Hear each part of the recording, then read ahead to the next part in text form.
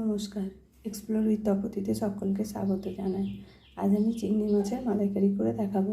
তার জন্য আমি চিংড়ি মাছগুলো প্রথমে বেছে নিয়েছি, কিন্তু একটা জিনিস দেখাবার জন্য আমি এটা রেখেছি। এই যে মাঝখানে দেখুন একটা সবুজ রঙের কালো রঙের এই যে অংশ আছে ভেতরে, ওটা কাঁটা চামচ দিয়ে এইভাবে টেনে ফেলে দিতে হবে। মানে এটা খাওয়া খুব ক্ষতিকারক। এটা খেলেই অনেকের পেট ব্যথাও করে, হজমের গণ্ডগোল হয়। এইভাবে এটা সম্পূর্ণভাবে বেছে ফেলে দেবেন। দেখুন একটা একটা করে সব কটারই এইভাবে একটু কাঁটা চামচ দিয়ে হালকা করে টানবেন, তাহলে বেরিয়ে আসবে। এইভাবে সবগুলো আমি আগে পরিষ্কার করে নেব, তারপরে ধুয়ে নেব মাছটা। খোলাগুলো যথারীতি ছাড়িয়ে নেবেন। মাথা আমি লাজার অংশটা একটু রেখেছি, রেখে আর বাকি অংশটা ছাড়িয়েছি। দেখুন এরপর আমি বাকি সবগুলো ছাড়িয়ে নিচ্ছি একটা একটা করে। দেখুন সব কটারই শিরা রয়েছে, আর কালো কালো অংশগুলো রয়েছে, সবগুলোরই ছাড়িয়ে নিচ্ছি।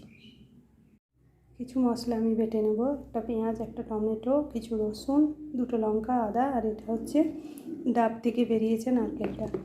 এই নারকেলটা আমি মিক্সিতে পেস্ট করে নেব আলাদা করে। এই রান্নাটা আমি সরষের তেলে করব।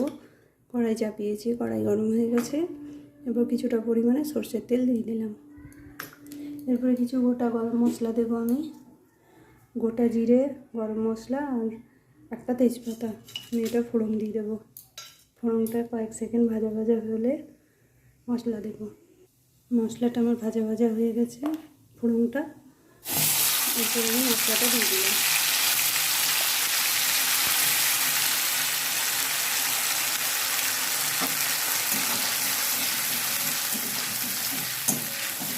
মশলাটা আমরা কষিয়ে নেব ভালো করে।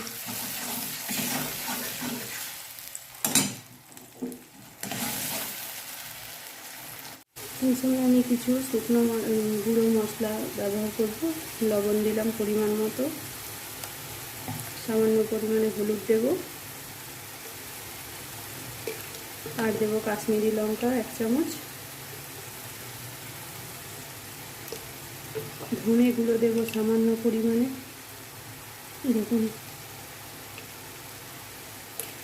জিরে গুঁড়ো দেবো, জিরে ধনের থেকে ডবল, মানে ছোটো চামচের 1 চামচ মতো। এরপরে মশলাটাকে ভালোভাবে কষাবো। মশলাটা যতক্ষণ না তেল ছাড়বে ততক্ষণ পর্যন্ত আমি গ্যাস সিম করে কষিয়ে যাব। এরপরে সামান্য চিনি দিয়ে দেবো, অল্প একটু পরিমাণে চিনি দেবো। এরপরে মশলাটা কষিয়ে দেবো। মশলাটা আমার কষানো হয়ে গেছে। দেখুন তেল ছেড়ে এসছে, মানে এক জায়গায় জড়ো জড়ো হয়ে যাচ্ছে, তার মানে বুঝবো যে মশলাটা কষানো হয়ে গেছে। এরপরে এই কষানো মশলার মধ্যে আমি চিংড়ি মাছটা দিয়ে দেবো। চিংড়ি মাছটা আমি ধুয়ে নুন হলুদ মাখিয়ে রেখেছিলাম। এখানে চিংড়িটা আমি ভাজবো না। চিংড়িটা ভাজলে হজম করতে কষ্ট হয়, সময় লাগে, সেই কারণে। চিংড়ি মাছ যত কম ভাজা হয় তত ভালো। এই মশলার সাথে কষালেই হয়ে যাবে সেদ্ধ। খেতেও খুব ভালো লাগে, বানিয়ে দেখবেন। এইভাবে আমি এবার ঢাকা দিয়ে দিয়ে কষাতে থাকবো। এর মধ্যে আমি এবার ঢাকা দিয়ে দেবো, তাহলে কষেও যাবে মশলাটার সাথে, চিংড়ি মাছটা সেদ্ধ হয়ে যাবে। ঢাকা দিয়ে দিলাম। আবার আমি একবার ঢাকাটা খুলে দেখব। দেখুন জল বেরিয়েছে।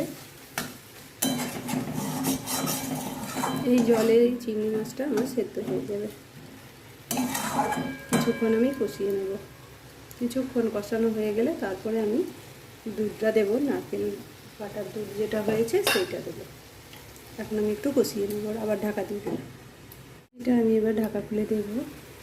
দেখুন আমার জল বেরিয়ে গেছে আর চিংড়িটাও সেদ্ধ হয়ে গেছে। এই সময় আমি এর মধ্যে নারকেলের দুধটা দেবো।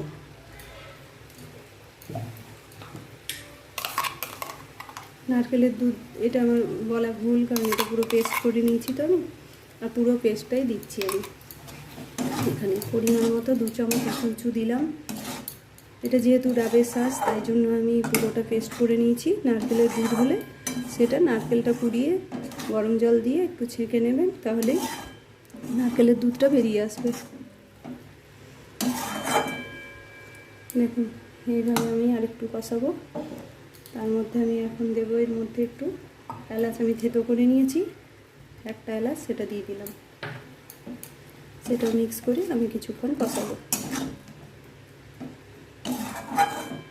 তাহলে আমার রেডি হয়ে যাবে। তেলটা ছাড়া অবধি আমি কষিয়ে নেব, তাহলে রেডি। এটা আমার প্রায় হয়ে এসছে, তেল ছেড়ে দিয়েছে। যদি কেউ আর একটু শুকনো করতে চান শুকনো করতে পারেন, আমি এইরকমই রাখলাম। আমি সার্ভ করে দেবো এটাকে।